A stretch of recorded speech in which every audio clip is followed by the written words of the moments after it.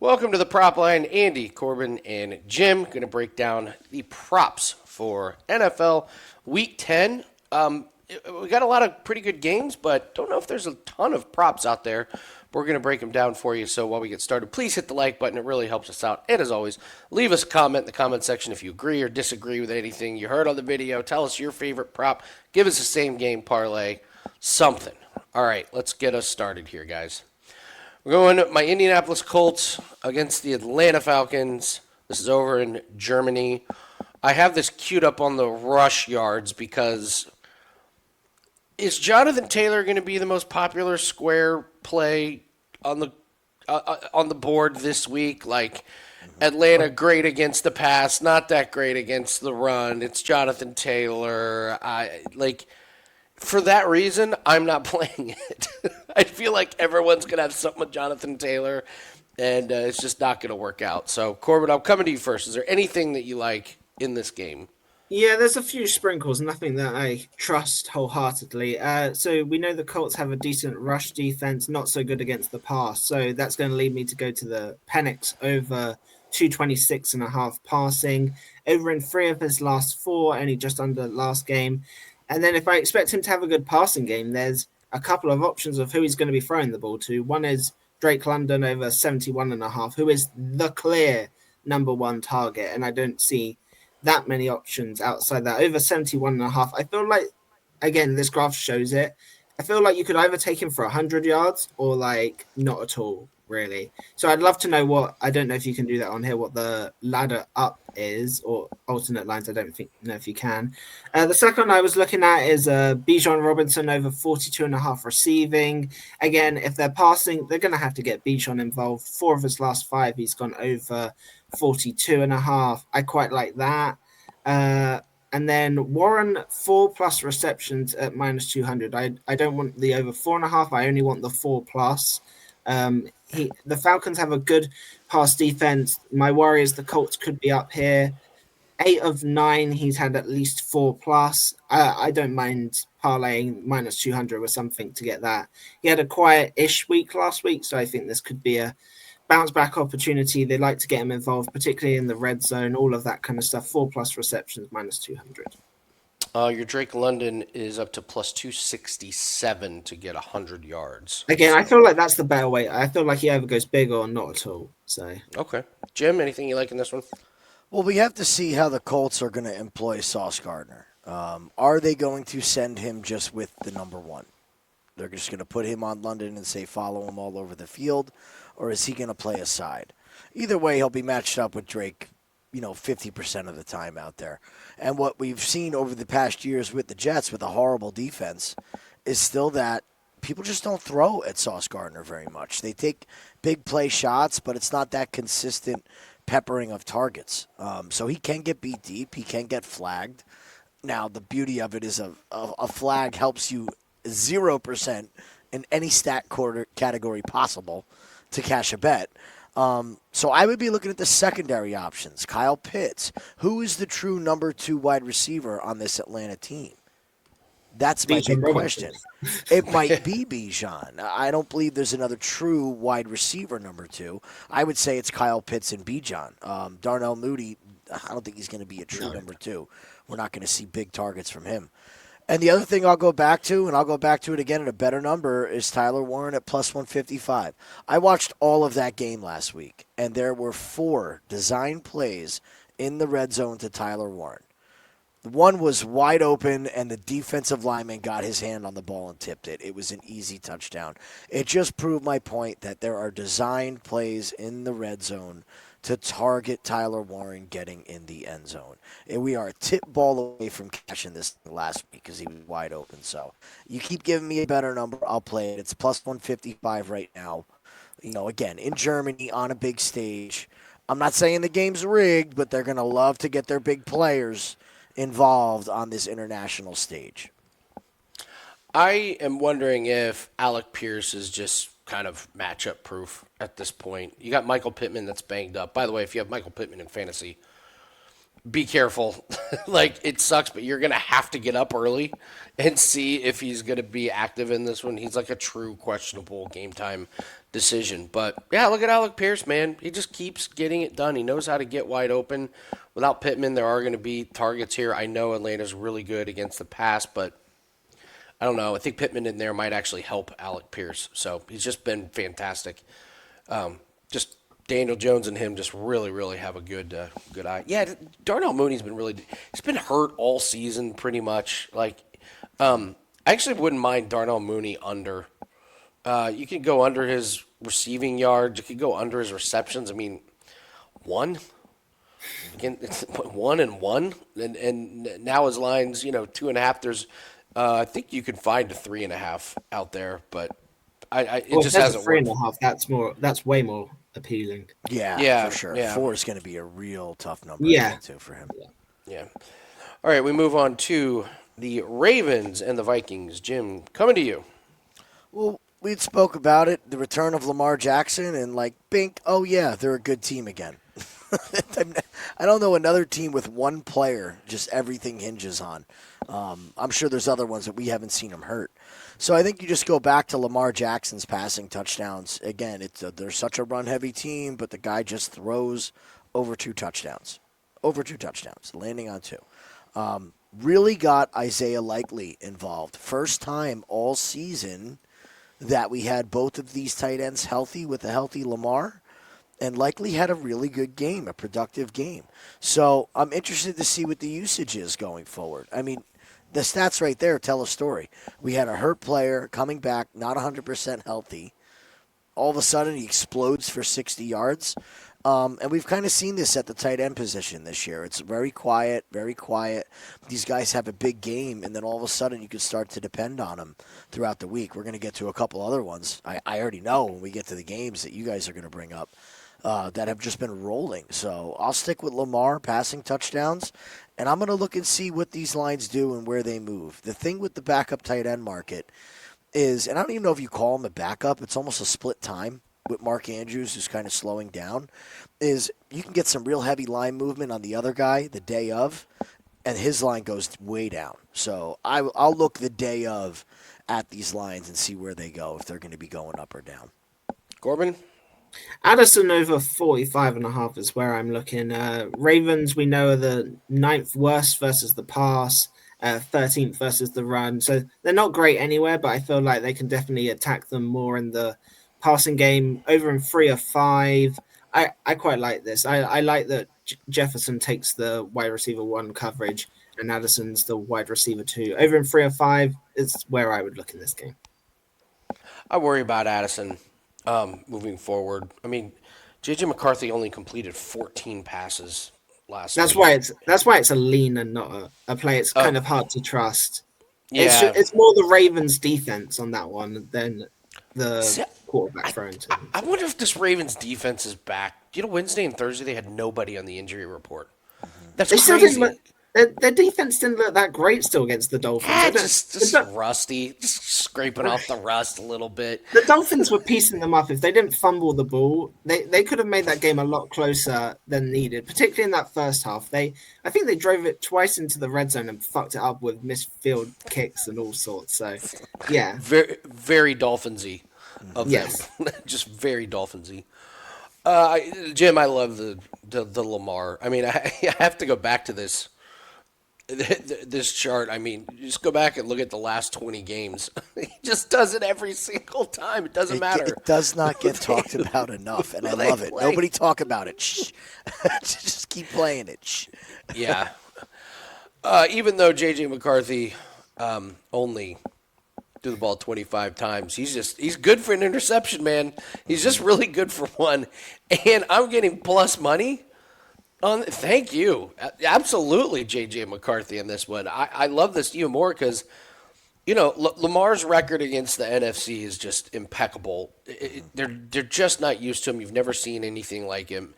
And then he just blows everybody's doors off. So I think there's a chance they're playing for him. I don't trust this Minnesota team at all. I don't care what they did last week. I don't trust him. I am a little worried about Lamar and his rushing. I don't think he was 100% healthy last week with that hamstring, but like he said, every game is a playoff game, and he only had 14 rushing yards. Now, he didn't need to. Maybe he takes off and runs a little bit more, but I wonder He if was there's a. avoiding running Yeah, I wonder if there's heavily. another week of this where, Lamar, please don't take off and pull your hamstring. Let's see if we can get out of Dodge. What's his When he rushing? did run, he ran with caution. That was something that I was Yeah, watching in he that didn't game have the too, to see same how he looked. Nope. Yeah, intensity. yeah, you gotta manage it. So I wonder if we're looking at some unders. And that's smart. That's what they need to do. You have to keep this guy on the field. We move on to the Patriots and Buccaneers. Great game. Corbin, any props you like? Yes, I have quite a few that I like in this game. So I'm going to keep going back to it. I mention it every week, but I think you can attack these Patriots through the air. We know that it's hard to run on the Bucs. So, firstly, I guess the Patriots team total rushing I was looking at. Some books have the 108 is the total. Bucks are sixth best versus the run. Again, I'm expecting both teams to be passing quite a lot here, so that's one way to look at it. The second is all Bucks receivers props. So Tez Johnson over his longest again. I've mentioned it before. 21 and a half, I believe, is his longest reception number, or 20 and a half, even better. Over in 3 or 4, again, I'm expecting his production to go through the roof. I don't like taking high numbers, but Ibuka over 72 and a half receiving. Again, they're going to have to throw to someone. Like the last 3, he's gone under 3. Before that, he sailed over. It kind of it's a lean. The last 3 games puts me off actually taking this number. But again, I wouldn't be surprised to see him have a huge game considering the Patriots pass defense. And then my favorite of the lot is K. Dawson 40 plus. I think the line's slightly higher at like 42, but you can take a 40 for like an extra 5 cents or something. It's really not much difference. 4 straight, he has gone over 40 because obviously bringing it down by 3 yards. If I'm expecting them to throw a ton and they're looking at Ibuka and maybe Tez Johnson, like K. Dalton could be a third option here. I think that's a great look to go 40, maybe even 50 plus in this game. So then what I'm looking at. Jim? I agree with you on the K. Dotton play, but that's something I'm going to look to play in the game. Again, the guy just doesn't do anything to start the game. He's not in the original game plan, the scripted plays, and that number always drops 3-4 yards after the first drive. So if you can grab him at 36, Corbin, like that's a slam dunk. Like the 40's good, don't get me wrong. But like you can get that at 35, 36 for sure. Because if we expect the Bucs to be down in any fashion in this game, they're going to be throwing all over the field in the second half, and that brings me to my favorite play is let's go back to Baker Mayfield to throw 2 touchdowns. Patriots very good run defense. Bucs not a juggernaut on the ground either. You just go back to it and keep playing it. It's set it and forget it with these quarterbacks to throw to. It's just what they do. I love the fact that the Bucs are rested, being injured as badly as they were. I think we get a much better offensive effort than we were seeing in the past couple of weeks. Yeah, I'd have to agree with you. I was looking at taking some rushing props under Rashad White, 42 and a half against this defense. Potentially, you could look at that one. I think this Travion Henderson is a little bit too high. I mean, he did it against Atlanta and Cleveland. I mean, Cleveland was a pretty good performance, but with no Ramondre, they know what's coming. So I like Travion Henderson. And then, who do you take on this New England team? Somebody's got to catch the ball. Is it really Mac Hollins? Is it really him without Keyshawn Boutte? Because without Boutte, they have nobody to stretch the field, and I think that makes this offense really easy to defend. So I don't know who's gonna get all the is it Demario Douglas? I don't know. It's tough. Can I give a real generic answer to this? Nobody. That everyone's gonna hate. Hunter Don't Henry. even bother Possibly. trying to figure it out. It's a great point. Yeah, your point is correct 100%. Somebody's got to do it. But I'll be damned if I can figure out who's going to catch the ball for this offense, man. Yeah, Diggs is It's been so frustrating. Yeah, Diggs is like playing some of the snaps. So, all right, we move on. Jacksonville and Houston. Davis Mills makes his triumphant return. Jim, what do you like in Jags and Texans? Davis Mills to throw an interception. Rusty. Rusty. We've seen this with the quarterback change. Sometimes they play great, sometimes they don't. But I don't know, Davis Mills strikes me as the guy that's going to throw one up there for us. This game is just gross. I don't feel like watching a second of this game. I don't like either team. We've said it for the past couple weeks. It is so frustrating watching this Houston defense just get totally wasted by this team. Have such a fantastic defense and then be so inept offensively just over and over and over again. I really have nothing other than Davis Mills to throw a pick. I got nothing. Go right ahead, guys. Corbin? Trevor Lawrence under 208 passing yards. Again, Texans third best pass defense and fifth best rushing defense. Who is he throwing to? I believe I've forgotten his name. The main wide receiver for the Jags is out. I've forgotten his name. Brian Thomas. Yes, which leaves just Kobe Myers, who they just traded for. Other than Myers, who can you trust on that list to have a decent game? Well, Parker Washington is going to be the hot, like, oh, this guy's going to do it, but yeah, I don't know. He did it against the Raiders. But the Texans know that. The Texans know what to watch out for. Like, I've seen their defense be good too many times this season to taken over on the Jags. Then on the other side of the ball, the Jags have the 10th worst pass defense and the third best rushing. Well, that tells me what's going to happen here. I think Mills is going to throw the ball. And if I think he's throwing, there's one guy I trust, and it's the tight end, Dalton Schultz. I like his receptions over 4.5 here. 5 of the last 6 games he's gone over. Now, I know it's a different quarterback now in this situation, but when you're getting 5s, and I think that's 6 there, I can still trust you to at least get 5 here in a game where, at worst, I think it's just going to be a low-scoring kind of mess. And I could see quite a few dump-offs to the tight end Schultz. So I really like that one.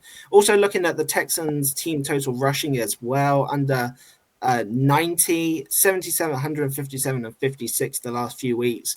Again, I feel like the Jags are going to set up to stop the run, and it's going to be quite a bit of passing from Mills. So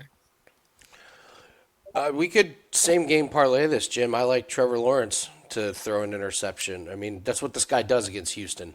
He just throws one every game to Houston almost. And this just sets up for Jacksonville should win.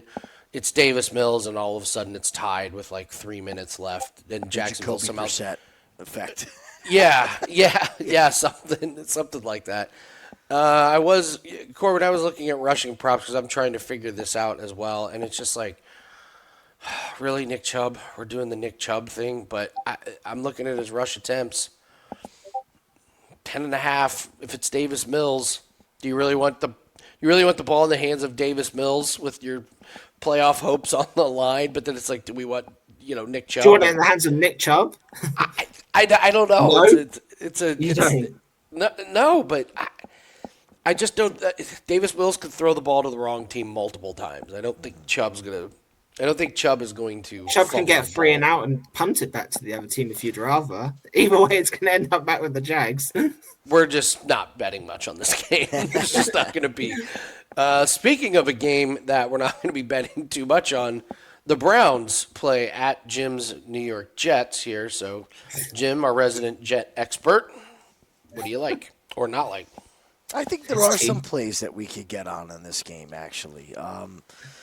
So a lot of movement, as we know, on the Jets, especially on the defensive side of the ball. Now, Quinnen Williams wasn't exactly lighting up the stat column while he was there, so I don't believe we're going to have a big change as far as them losing a big piece. But the news is still that they're bad against tight ends.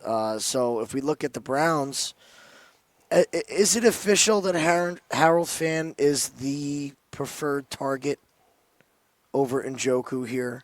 What a weird situation for me, trying to figure this out. Like, David Njoku, a fantasy darling, a stat darling, great guy to bet on. And this rookie tight end has just come in and stolen all of his thunder. And it just seems like him and Gabriel have a better connection. So I'm looking at this 35.5, and I just think it's way too low. Way too low. Here's the underlying thing I think people are going to make a big mistake on in this game is they're going to say Sauce Gardner's gone. It's going to be the wide receivers running free. Low key, the backups have been playing better than Gardner in the system. I still think you go to the tight ends to attack this team. We're also down our starting safety out for the season, so that center of the field is open even more. Our linebackers that we wanted to get back came back and played so bad they got benched. So the center of the field is going to be, again, wide open. So I like Harold Fan over his receiving. Once defensive props come out, we'll be looking at defensive props. Myles Garrett is going to make Justin Fields' life a living hell. This game, I wouldn't be surprised to see a multiple sack game from him. At some point, they're going to have to put a tight end on him, and it's going to free up the other guys. So once we get these defensive lines out, it's going to be quite interesting. I'm interested in your guys' take on Breece Hall going into this. Unbearable. Run for the hills. And I don't mean him. I mean, how could you possibly know what to expect from Breece Hall in this one? Like mentally just wanting to be traded, not getting traded. Now you're stuck there. Yeah, honestly, if but I'm you Breece are the Hall, focal point now. So yeah, and I make it very clear. No, I'm not. I'm not getting hurt, guys. I'm not. You're not giving me a bunch of carries. Like, you're going to run me to the outside. You're going to run me in the line, and I'm going to fall down the second I'm touched. I'm not fighting for extra yards. I'm not taking on a linebacker. Like let Isaiah. I'm kind of interested in like Isaiah Davis. If they give me some rush props or something, because seriously, if I'm Breece Hall and Garrett Wilson, I'm in there going just don't target me. What's the point? You obviously want to keep us around. Mm-hmm. Otherwise, you would have traded for us. By the way, I don't know if you heard, the one team that was really making a run at Breece Hall was the Chiefs. Oh, my God. Put Breece Hall on that team? Good God. I'm shocked they couldn't get a deal done. They must have been asking for a gigantic haul. Or the Bills called him and was like, if you give them Breece Hall. Yeah, I don't know what to expect from Garrett Wilson and Breece Hall. I just know I will expect minimal effort from them. Like Garrett Wilson's like, you better not call a play for me running over the middle. Like, it's not happening, guys. So it's unders on both of those guys for me. Actually, I kind of like this under 53.5 for Wilson. They played a good Denver team, and he had 13 yards on that one. So Corbin. I have 4 plays. Nobody's going to be shocked where I go first. I'm going for Jets' best weapon, the field goals. Over 1.5 field goals. Again, Folk just keeps delivering. He's the most reliable player on that team, and I feel like he's going to continue to be. Next is, I like Gabriel not to throw an interception here. There Jets you go. have not a single interception on the year. Gardner's gone. I think this Jets team, if they were already pretty not pretty shit, very shit, they're going to be even more checked out. And I don't think anyone's going to be fighting and trying for interceptions. Gabriel's too safe with the football, which is then going to lead into why I like him to go under his longest. Again, they've played it every single game this year. It's still, when I last checked, it was still 29 and a half. He hasn't come close. Like, I'm slightly worried again that the Jets defense will have given up even more so, and that somehow it will be like a 15-yard pass that somebody turns into a 30-yard run after catch. So that's my concern with that. And then I liked the combined passing yards for both teams to be under 367 yards. Again, I think both teams' passing offense isn't going to be great here. I feel like the Browns might start off good throwing the ball, then they're going to get up and just start running. Fields is going to go the opposite way. He's going to start off dead slow, and then they might pick up some in garbage time. But I'm struggling to see how they get to around the 370 number between them, quite honestly. So that's what I'm looking at. This is one of my favorite plays of the week. I think this has got to be a client play. Yeah. Dylan Gabriel to not have an interception. I'm with you 100%, Corbin. He's not going to put the ball in any type of danger because they know their defense can stifle this offense. So that was the only thing I was like, you know what? That's the best one. I don't even need to really dig deep. All right, the Saints and the Panthers. Oof. Corbin, did you come up with anything? I did. I have The Saints under 95 and a half rushing yards. Again, I mentioned it every week for like the last month. 57, 48, 44 against the Bears, 73 and 88 versus the Giants. And you're telling me that they're going to get into the 90s against the Panthers? Again, I think the Panthers defense is underrated, quite honestly. Again, they showed up last week against my Packers, but like throughout the whole year, I definitely feel like they're underrated. And Saints running the ball is non-existent, particularly after Miller went out. You just have Kamara, who's just old and just not quick in the slightest. You had slightly when you had Rattler, but now they have, I can't say his name, Shuck. He's not exactly doing very much. And then Taysom Hill comes in for a few carries. How the hell are those three players between them getting to 95 and a half rushing yards? I don't know. And then I really loved Chuba Hubbard over 24 and a half rushing. Last week I said take the under because of the trade rumors. He had 17. Obviously, he didn't get traded. And 20 and a half, I love it even more. They're going to have to incorporate him back into this team. And if he gets even 5 or 6 carries, I think he goes over this total here. I don't think the Saints' run defense is anything special. So they're my two favorite plays in this game. I like that that Hubbard call. I'm telling you, I followed him and he was hurt, and I know Dowdle has looked good and he's looked better than Hubbard. Hubbard was kind of dealing with an injury, so as I watched Dowdle on the Cowboys, and I cannot believe he's putting up the numbers that he's putting up. But okay, he did it against Miami and Dallas, and then he had the big one against Green Bay. I'm not exactly sold on him, and now we're putting him with the same number as Jonathan Taylor. Are you kidding me? Yeah. Just on principle, it sounds. Okay, wait a minute. Rico Dowdle's getting the same number as Jonathan Taylor. It just sounds weird. I don't know if I'll get to the window on it, but there's something that doesn't make sense about it. So I'm with you 100% on Chuba Hubbard. And then, are we getting? Yeah. Give me this guy to throw the ball to the wrong team. 100%. He's done it 2 games in a row, and I can get this at minus 152 on DraftKings. So, Jim, do you like anything else in this one? That was my favorite, was the interception. Yeah. That's great. Set it and forget it. All right. So Corbin, there's a podcast I listen to, and they call him Tyler Oh Shucks. Nice. That's great. Corbin, do you kind of know the story of this guy? Like with COVID, No, I know absolutely nothing. He was in college for like 6 or 7 years. He's the same age as Trevor Lawrence. Mm-hmm. He's a rookie. It's the same. That's not a good sign. I know that for sure. Who was that? Chris Winkie years ago from Florida State. Remember? Winkie did this. He was like 37 when he graduated. Said 6 degrees. Yeah. All right. Before we move on to the Giants and the Bears, I want to remind you guys we do have our NFL Week 10 props pack that is up.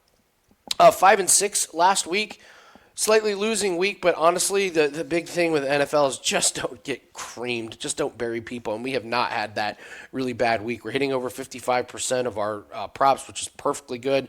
We're profitable. We were 8-4 the week before, and honestly, the last month we went 31-20. So really happy with how we're seeing the card. And the nice thing is you get all the plays for Sunday and Monday. That's included. And we'll probably have a few more props that get uploaded on Sunday when we get some injury reports. So join us with that. Only $19. You get every single one of our plays. Goal is 58% for the year, but we're at like 55.7%. So hoping for a big week. So you want to cash on some props with us, that's over at wt.buzz/AL.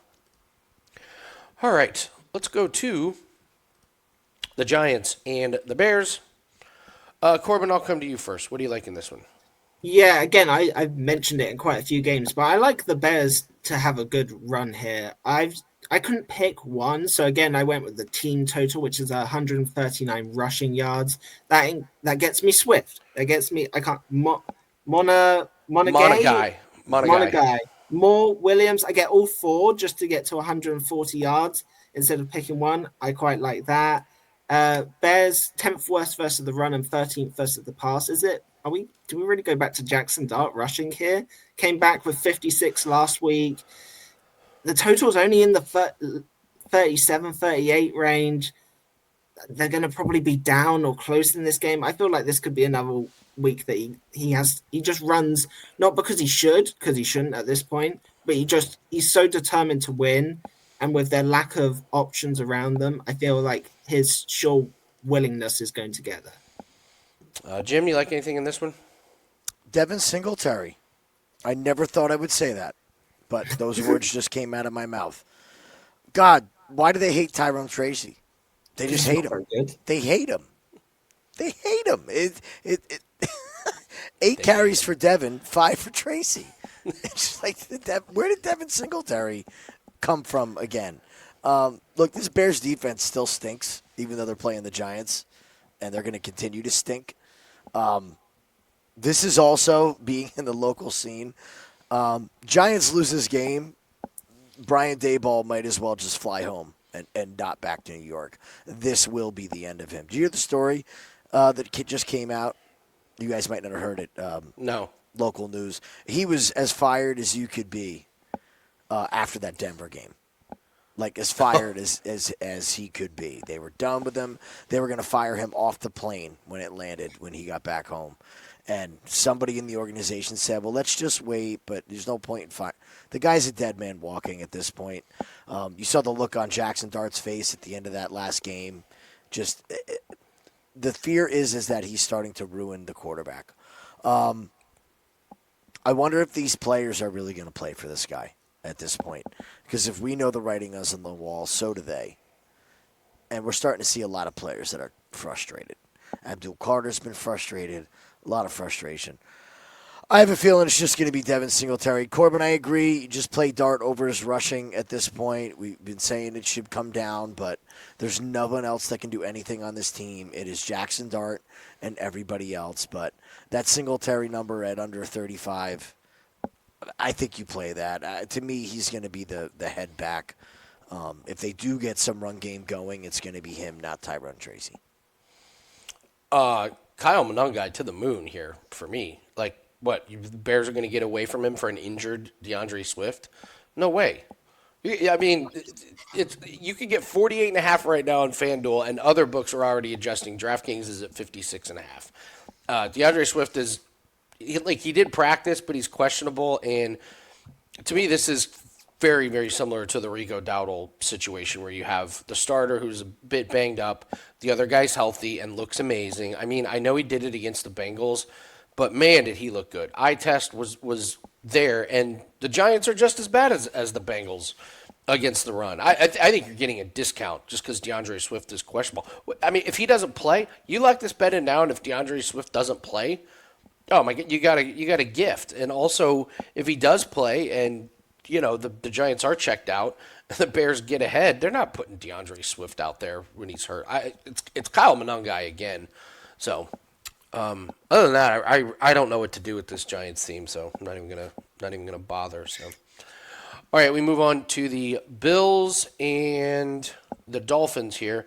Corbin, you are the resident Josh, the greedy Josh Allen is one of the best bits that's going, but you always bring up good points with Josh Allen, like against the Chiefs. Like he's what did I say? To... I said last week, prime time against the Chiefs, and what did he do? He didn't just get one. He stole my touchdown for Cook. I don't want to talk about it. Well, it was damn bad. it. I did tell you he gets greedy in these moments.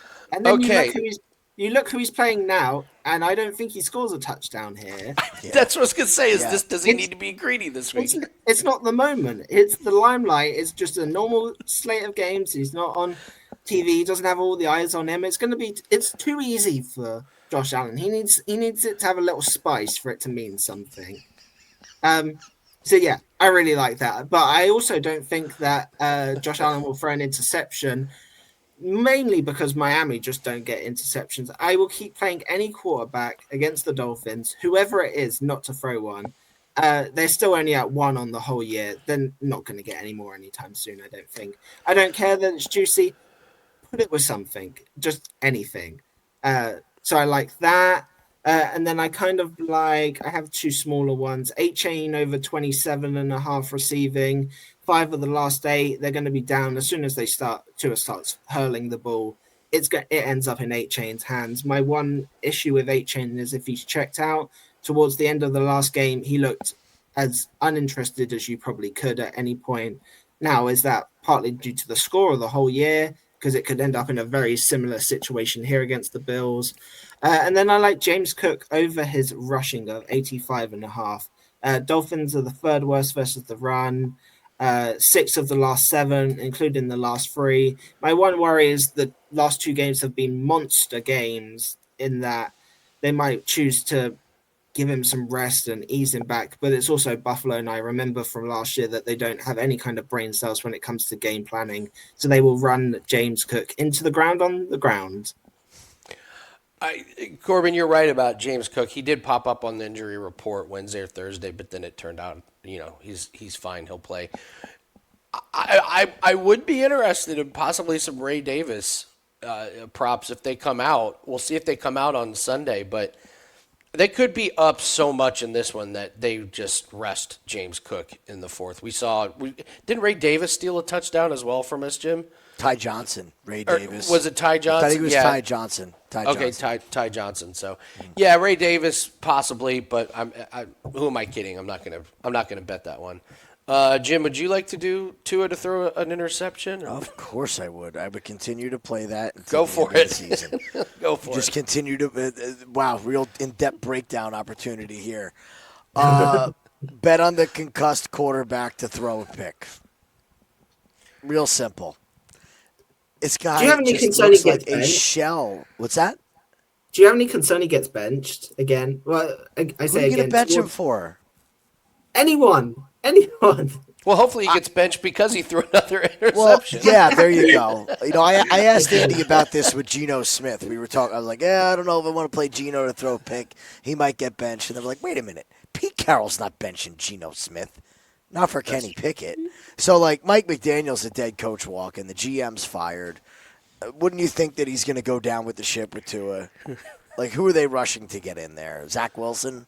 I mean, come on. Just I forgot who it roll is. with They brought him in for a few series towards the end of the last game, but It's again, Ewers, the guy from University of Texas. Yeah, it's just he wasn't anything good either. to I be don't fair, know. last. I'm not interested. I think you just continue to play Tua until he's out of the league. It just seems like that's the way to go. I'm going to go a little different route here. I'm going to go Buffalo's team total over 30.5. Once it gets to the fourth quarter, this is a team in Miami that could be packing up shop. And I believe they are. And we've seen this with Buffalo. It could be the James Cook first half. They're up by 21 going into the second half. And then it's just, again, the Ray Davis show, the Ty Johnson show. And what we've seen with this Buffalo team is when these backups do get in for an extended period of time, that offensive line blocks their ass off for these guys. They appreciate everything that they do as far as role players. I like that 30.5. If we think that Tua is going to get a turnover, that's also going to give us a short field for one possession, you would think. I think that number's too low. We've seen Buffalo score 31 over them before. So, again, Buffalo just beats up on their division all year long. They beat up on the Jets. They beat up on the Dolphins. They beat up on the Patriots. And then next thing you know, it's the end of the season. They got this shiny record. They run away with the division every year. So I think this is another butt-whooping for Buffalo against Miami. Yeah, it's James Cook and it's Tua throwing an interception. All right, we'll move on to the Cardinals and the Seahawks. I mean, Jim, you go first because I actually have some strong thoughts on this one. You go first. Points. Lots of points. I feel like we're going to see points on both sides. This offense with Jacoby Brissett looks like a functioning NFL offense. Oh my gosh, Marvin Harrison looks like a first-round receiver. Trey McBride looks like the best tight end in the league. All these things that Kyler Murray just couldn't accomplish. The run game leaves a lot to be, lacking. So I think it's just a passing game here. Again, with Seattle as well. It's Sam Darnold. I'm going to save Jackson Smith and Jigba for Corbin. I already know he's going to talk about him. But I think you take both of these quarterbacks over their touchdowns. I think you could take them over their yards. it's just a passing fest to me. I'm actually really excited to watch this game. This could be a really, really fun game that goes under the radar this weekend. Corbin?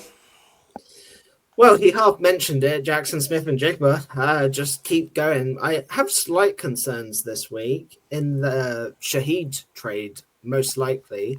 If he's going to have any impact on the receiving longest, again, I wouldn't play it. I wouldn't play his longest at 29.5. You can get that.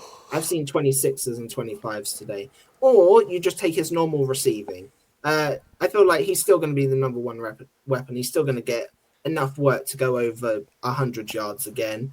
I'm quite interested in Shaheed's number, actually, more so than the Jackson Smith and Jigba this week. I think Shaheed was in the 40s. Oh, in the 38. Again, I love. It's the same with the injuries, trades, new teams. Everyone's like, "Oh, he's only just came. We'll give him a low total." He could get that in a couple of catches in this game. Like Darnold's been good with the ball deep. We know Shaheed's got the speed. I quite like that.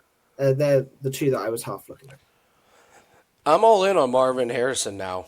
I mean, he looked incredible. I know it was against Dallas, but Amazing when the ball shows up on time, how good a receiver could look. Yeah, right? so who looked worse on Monday? The Cowboys or Kyler Murray?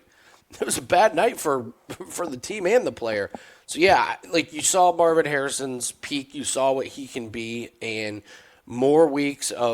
another week of practice and getting on the same page. I like him. And then we cashed this one last week.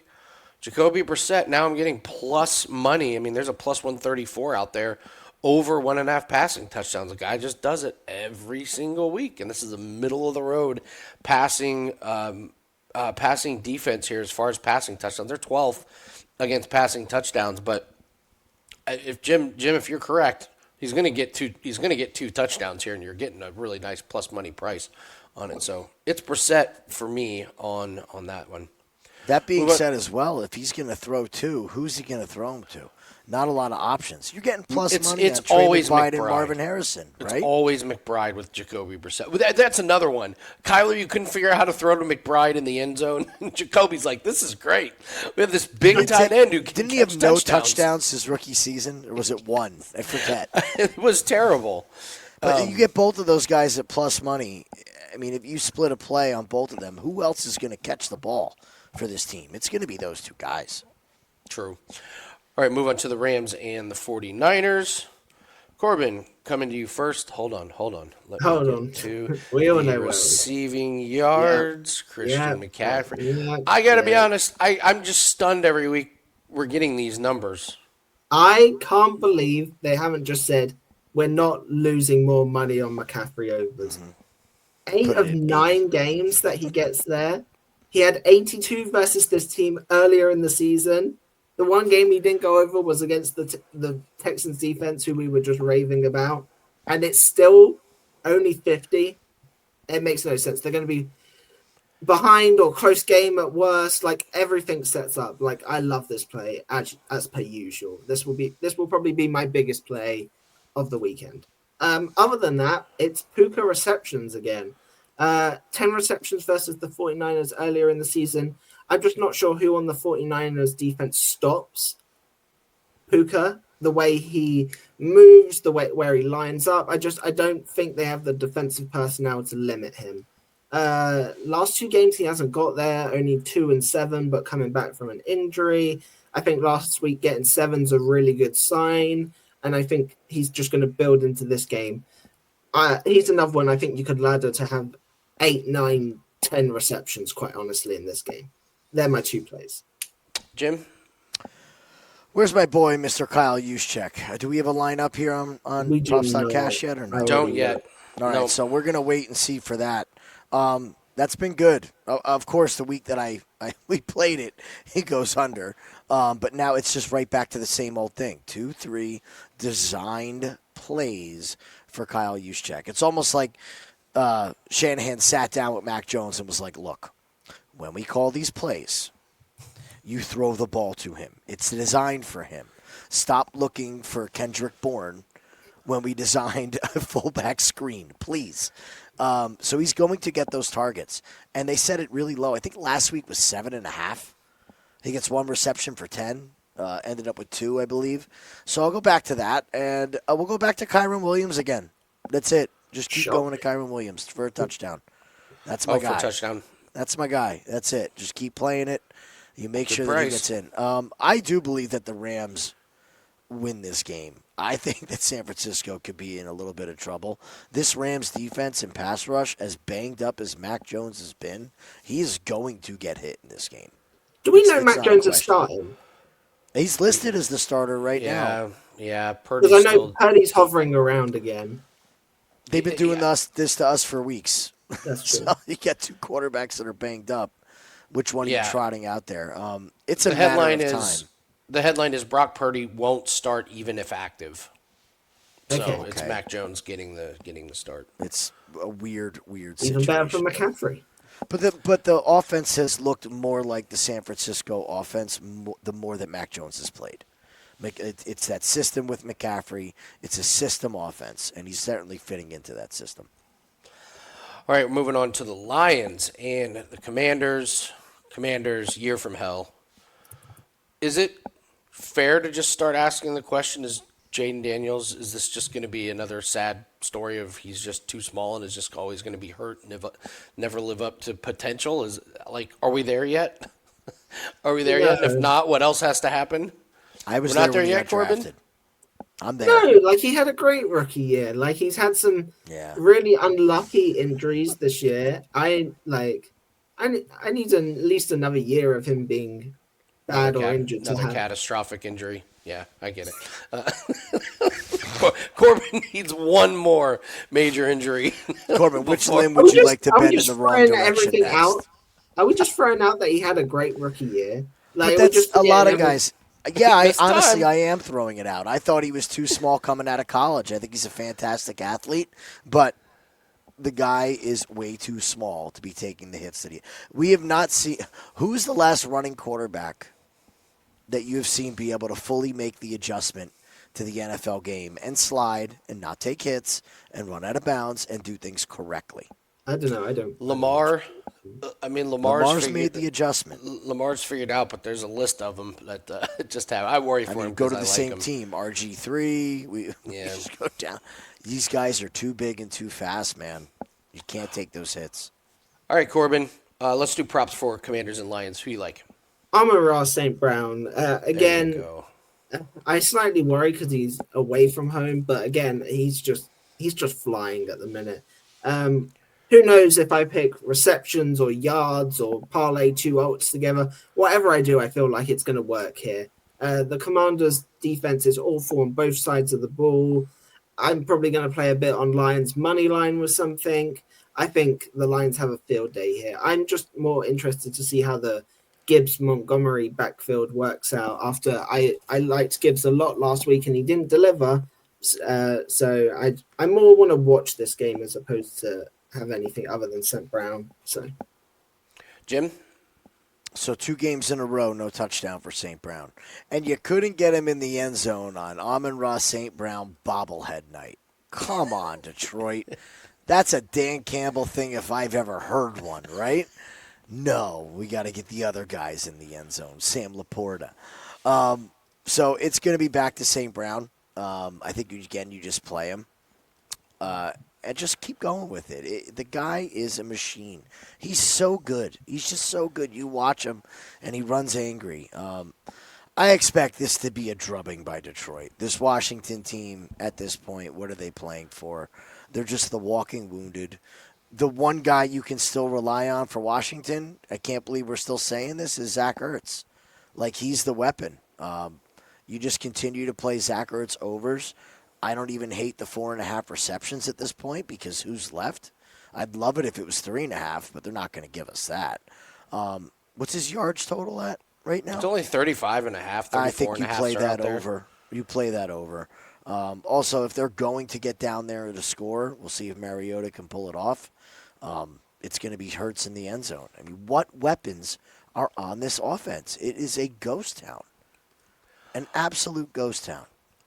I mean, they keep lowering the number on Merritt, and it's getting laughable, and yet he still keeps going under. And I'm just like, do we just keep taking him? It's really bad.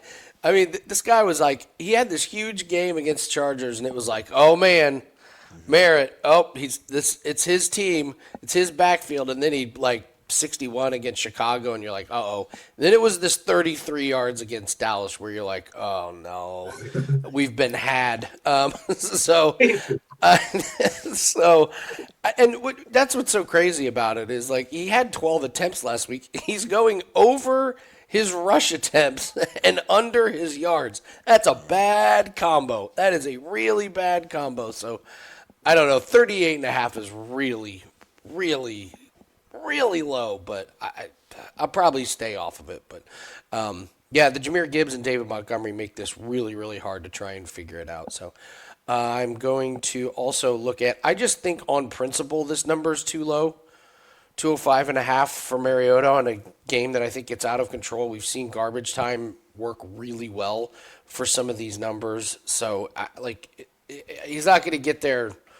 You're going to be worried at halftime, so maybe you just look live at halftime and see what the number is. I can't imagine he'll be halfway there, but if he stumbles out of the gate, look for him to go over his passing yards in the fourth quarter. So, all right. I have a question for you Yes. about the Merritt. At what point do we start betting on Rodriguez? At what point do does what? the coaching staff say, you're out, Merritt? Like, I mean, are we going to see the 12-carry game for Rodriguez? You could. I mean, the Saints the Cardinals pulled a good one on us with that DeMarcado shenanigans on Monday. What was that? Where did that come from?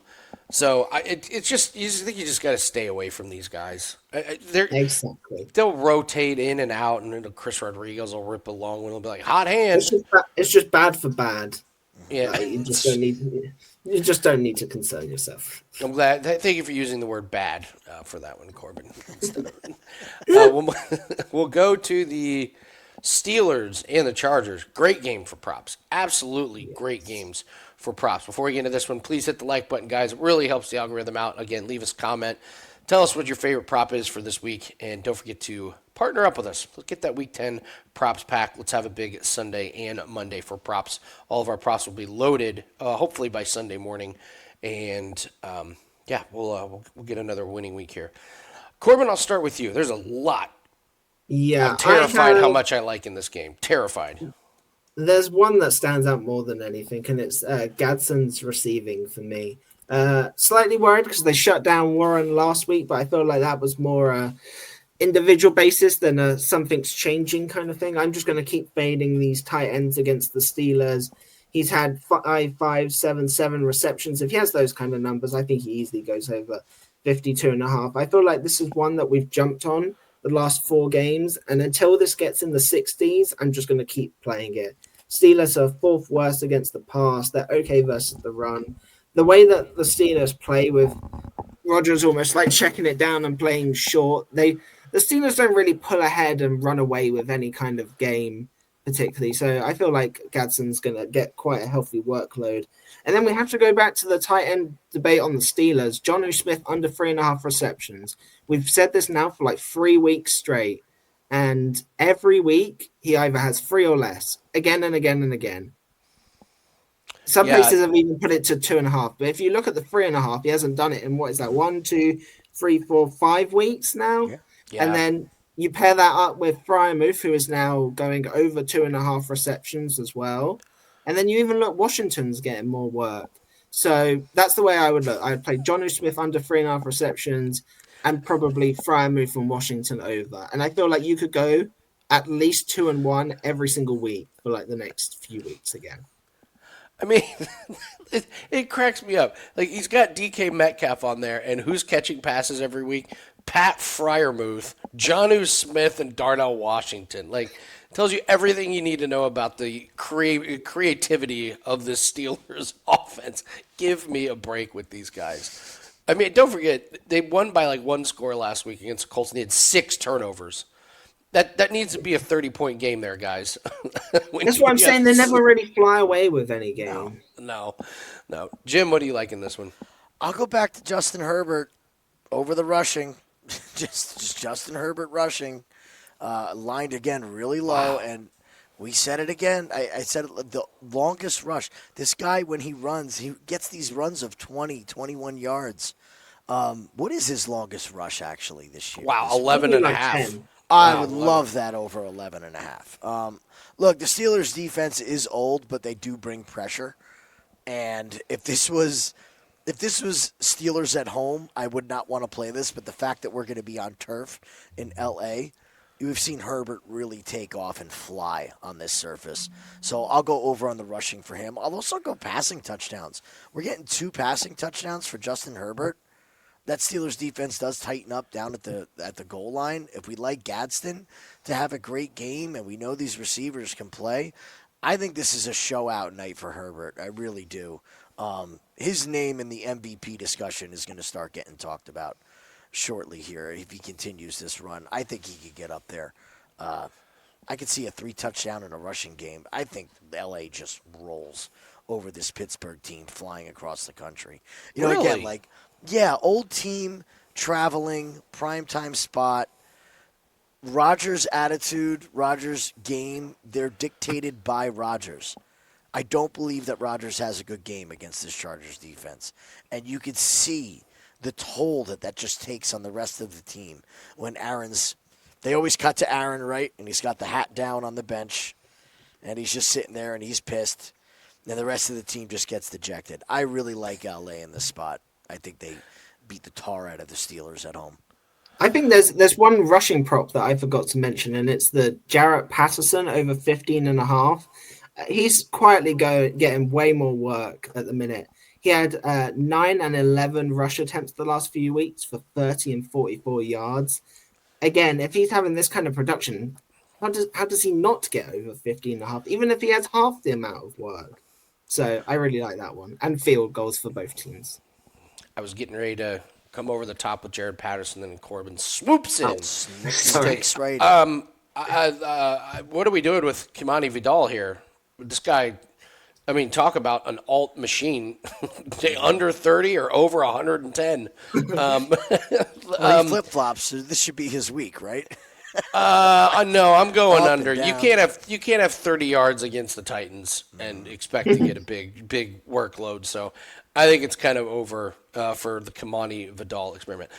I'm lockstep with you, Jim, about the passing touchdowns for Justin Herbert. And listen, Quentin Johnston, I said coming off of that game with Minnesota, and I'm so mad I didn't go back to it for an official play. It's like, I'm telling you, Herbert and Harbaugh love this guy. They are going to get him involved. The Minnesota just covered over the top, and what did we see them do? They ran some shorter routes for Quentin Johnson, and then they hit him over the top for the touchdown. Guy had 53 yards and a touchdown, and there's just so many weapons here.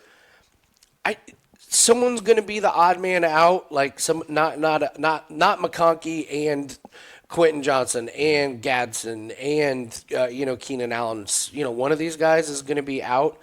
And I don't know who it's going to be, but I just know that Quentin Johnson can break a big one, and this seems like a good defense to do it against with Pittsburgh. So I'll go with that one. And then, yeah, the under you could almost parlay Kimani Vidal under, because if Jared Patterson flies over, Vidal's going to go under. And Corbin, if we get ladder situation on Jared Patterson, Oh, I will be. I was I literally agree. just in my head thinking, wait, why don't I ladder Patterson up 20, 30, Yeah. 40? yeah, if he gets Do you have just the an average of odds? 10. Yeah, like if he just has the average of here, I'll pull it up on DraftKings. Well, if we think they're going to be up by scores too, that makes it even better. I mean, that's just, this screams ladder. Where is it? I don't have it on DraftKings yet, but it's a Sunday night game, so it won't be up I till do. until. I do. So if you want 20 plus yards, it's plus 240. If you want 30 What? plus yards, it's plus 450. And if you want 40 plus yards, it's plus 950. Okay, that's the end of the show, guys. What? We gotta go. Okay. I will Oh be- my I will God. be playing all of them. I mean, that's just with how bad some of these props have been priced this year across various sports. pretty That seems completely out of Do whack. we have any worry? It's like, do the books know something? Like when we always say, is the number too good to be true? Is this feels like way too good to be true?